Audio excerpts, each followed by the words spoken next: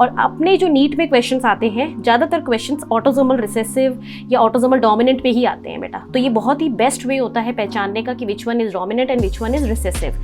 अगर आपको इस तरह की कंडीशन दिखे, पेरेंट्स अनअफेक्टेड और कोई भी प्रोजेनी एक या दो अफेक्टेड, दैट इज रिसेसिव हमेशा।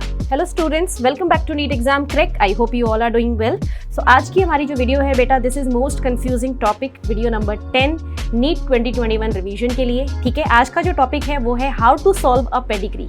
किस तरह से आप पेडिग्री को बहुत ही आसान तरीके से ईजीएस्ट वे में सॉल्व कर सकते हैं। ठीक है, बहुत सारे बच्चों को ये टॉपिक बहुत ही डिफिकल्ट लगता है, समझ नहीं आता है। ठीक है, तो इस पे जो सिंबल्स वाली जो वीडियो है, क्योंकि आपको पता है ना पेडिग्री पे एनसीईआरटी में सिंबल्स भी दिए हुए हैं, उस पर मैंने एक अलग वीडियो ऑलरेडी बना रखी है पहले। इस वीडियो में मैं सिर्फ आपके साथ ये डिस्कस करूंगी कि क्या क्या हमें दिक्कतें होती हैं, कहाँ कहाँ कंफ्यूजन होता है समझने में। ठीक है, तो सिंबल्स वाली वीडियो ऑलरेडी बनी हुई है, वो काफी आसान है, वो आप खुद से भी कर सकते हैं। इस वीडियो में हमारा जो मेन आज मोटो है डिस्कस करने का, वो ये है कि बच्चों को जो प्रॉब्लम्स आती हैं कि ऑटोसोमल डिजीज किसको बोलते हैं, उसके रूल्स क्या हैं, वो मैं यहाँ पे डिस्कस करने वाली हूँ। ठीक है, तो चलिए फिर वीडियो स्टार्ट करते हैं। तो सबसे पहले देखिए, कोई भी डोमिनेंट डिजीज है, ठीक है, जैसे मैंने ब्रैकेट में लिखा है ऑटोसोमल डोमिनेंट। तो अगर डिजीज ऑटोसोमल डोमिनेंट है तो उसके लिए क्या ये रूल होता है पेडिग्री सॉल्व करने का कि उसमें अफेक्टेड पेरेंट जो होंगे, जिनको डिजीज होगी, ठीक है, ये ऑटोसोमल डिजीज जिन भी पेरेंट्स को होगी उनसे वो डिजीज हमेशा प्रोजेनी में जाएगी ही जाएगी। ठीक है, तो अफेक्टेड पेरेंट्स की अफेक्टेड प्रोजेनी होगी बिकॉज वो डोमिनेंट अलील की वजह से हो रही है। या तो ये वाली कंडीशन हो सकती है जीनोटाइप की, या ये वाली कंडीशन जो अफेक्टेड पेरेंट है, तो डॉटर सेल्स में वो हमेशा जाएगी। तो अफेक्टेड पेरेंट्स की प्रोजेनी ऑलवेज अफेक्टेड होगी। सेकेंड इज, अगर पेरेंट्स अनअफेक्टेड हैं, ठीक है, तो फिर प्रोजेनीज भी अनअफेक्टेड होगी। जब पेरेंट्स को ही वो डिजीज नहीं है तो फिर प्रोजेनीज में क्यों ही जाएगी। ठीक है, so this is the rule for autosomal dominant disease, right. Next देखिए, एक्स लिंक्ड डोमिनेंट डिजीज। इसमें बेसिकली जो डिस्कस कर रहे हैं वो है सेक्स लिंक्ड में एक्स लिंक्ड वाली, एक्स लिंक्ड डोमिनेंट। ठीक है, मतलब कि एक्स क्रोमोसोम जो है वो रिस्पॉन्सिबल है इसके लिए। तो यहाँ पे जो रूल है जैसे पेडिग्री सॉल्व करे जाते हैं वो ये है कि डॉटर्स ऑफ अफेक्टेड डैड, जो अफेक्टेड फादर है उसकी डॉटर्स हमेशा अफेक्टेड होंगी, सन अफेक्टेड नहीं होंगे। ऐसा क्यों? क्योंकि मेल जो है फादर के पास होता है एक्स वाई क्रोमोसोम, और जब डॉटर बनती है तो डॉटर में फादर का एक्स जाता है और मदर का क्या आता है, एक्स, तभी तो डॉटर बनती है ना। तो फादर का भी एक्स आया, मदर का भी एक्स। तो अगर फादर में एक्स लिंक्ड डोमिनेंट कोई डिजीज है, सपोज करिए फादर के एक्स पे कोई डिजीज है, ठीक है, कोई भी डिजीज, तो वो डॉटर में तो जरूर जाएगी ही जाएगी, है ना, क्योंकि फादर डॉटर को क्या कंट्रीब्यूट कर रहा है, एक्स क्रोमोसोम, तो वो एक्स वाली डिजीज डॉटर में जरूर जाएगी। तो इसीलिए पॉइंट लिखा है डॉटर और डॉटर ऑफ अफेक्टेड फादर और डैड आर ऑलवेज अफेक्टेड। ठीक है, थर्ड देखिए, रिसेसिव ट्रेट्स जो होते हैं, ऑटोसोमल रिसेसिव ट्रेट्स, उनको कैसे पहचानोगे। तो उसके लिए देखो रूल है कि unaffected parents might give some affected progenies. इसका मतलब ये है कि पेरेंट अनअफेक्टेड है, सपोज करिए ये मेल है ये फीमेल है, इन दोनों को डिजीज नहीं है, पर इनसे जो प्रोजेनीज बन रही है वो अफेक्टेड आ गई। ठीक है, तो आप यहाँ पे देख सकते हैं मैंने ये जो पेरेंट्स दिखाए हैं ये हैं अनअफेक्टेड, दोनों में से किसी को भी डिजीज नहीं है, ना मदर को ना फादर को, बट ये जो डॉटर आई है ये अफेक्टेड है। तो ये वाली कंडीशन जो होती है जिसमें पेरेंट्स तो अनअफेक्टेड होते हैं बट प्रोजेनीज, कुछ, ऑल प्रोजेनीज नहीं बोला है मैंने, सम प्रोजेनीज, ठीक है, सम पॉइंट याद रखना, ये बहुत इंपॉर्टेंट है। सम प्रोजेनीज, 3 में से एक मैंने अफेक्टेड दिखाई है, वो अफेक्टेड हो सकती है। इसको हम स्किप जनरेशन बोलते हैं, इसी चीज़ को स्किप जनरेशन बोला जाता है। स्किप जनरेशन का मतलब है एक जनरेशन, जो पेरेंट जनरेशन थी उसमें डिजीज नहीं थी बट नेक्स्ट जनरेशन में डिजीज आ गई, इसका मतलब एक जनरेशन स्किप कर दी, फिर आगे फिर एक जनरेशन स्किप होगी, फिर आगे जाएगी, ये वाला सीन। ठीक है, तो यहाँ पे पेरेंट्स अनअफेक्टेड है, प्रोजेनी अफेक्टेड है, this is called skip generation. और जब भी आपको पेडिग्री में ये दिखाई दे ऐसी कंडीशन, तो आप बिना सोचे समझे ऑटोसोमल रिसेसिव उसको टिक कर दो। और अपने जो नीट में क्वेश्चंस आते हैं, ज़्यादातर क्वेश्चंस ऑटोसोमल रिसेसिव या ऑटोसोमल डोमिनेंट पे ही आते हैं बेटा। तो ये बहुत ही बेस्ट वे होता है पहचानने का कि which one is dominant and which one is recessive. अगर आपको इस तरह की कंडीशन दिखे, पेरेंट्स अनअफेक्टेड और कोई भी प्रोजेनी एक या दो अफेक्टेड, दैट इज रिसेसिव हमेशा। ठीक है, नेक्स्ट देखो, एक्स लिंक्ड रिसेसिव। जैसे एक्स लिंक्ड डोमिनेंट देखा था वैसे ही एक्स लिंक्ड रिसेसिव जो भी डिजीज होगी वो हमेशा क्रिस क्रॉस इनहेरिटेंस फॉलो करेगी। ये बहुत आसान तरीका है पहचानने का। ठीक है, तो ऑटोसोमल रिसेसिव के लिए ये वाली कंडीशन देख लो, स्किप जनरेशन।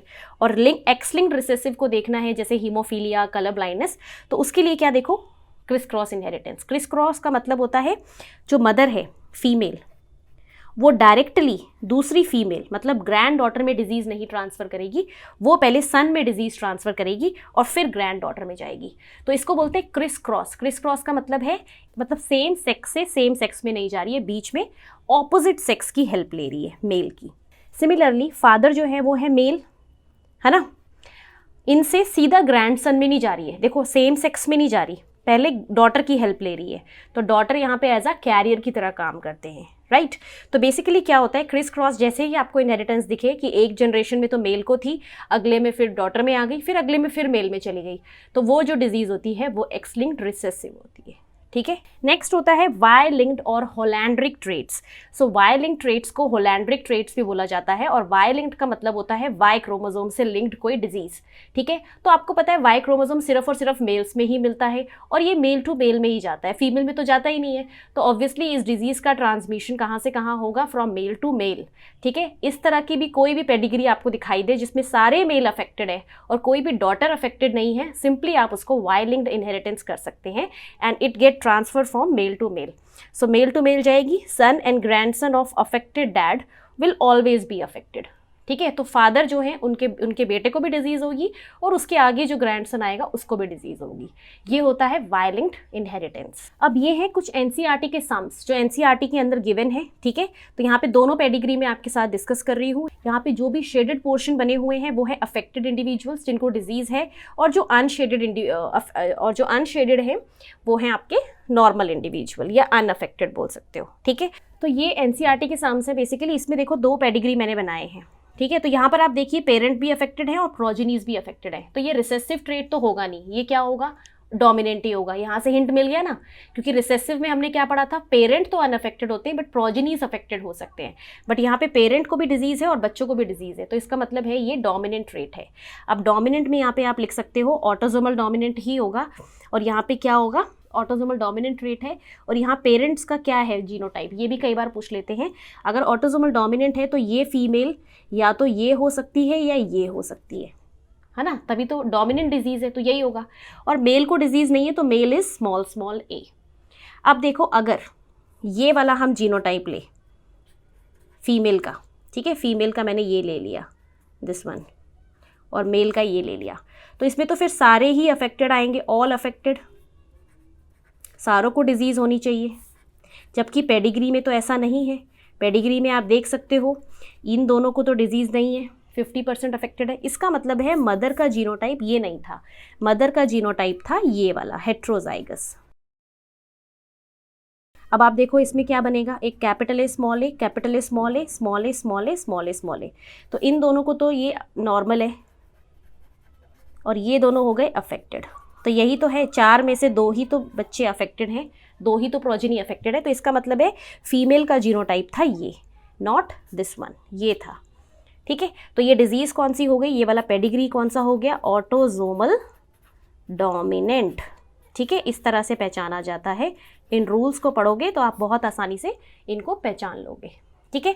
नेक्स्ट देखो ये है सेकेंड पेडिग्री। तो आप यहाँ देख सकते हो दोनों के दोनों पेरेंट्स नॉर्मल है ना, दिख रहे हैं सबको, बट यहाँ पे ये वाला प्रोजेनी और ये वाली प्रोजेनी दोनों अफेक्टेड आ गए। सिमिलरली ये देखिए, ये जो डॉटर है इसकी शादी हुई, ठीक है, इसकी मैरिज हुई मेल से, ये दोनों भी नॉर्मल है, ये दोनों पेरेंट्स, बट इनका ये वाला प्रोजेनी फिर अफेक्टेड आ गया।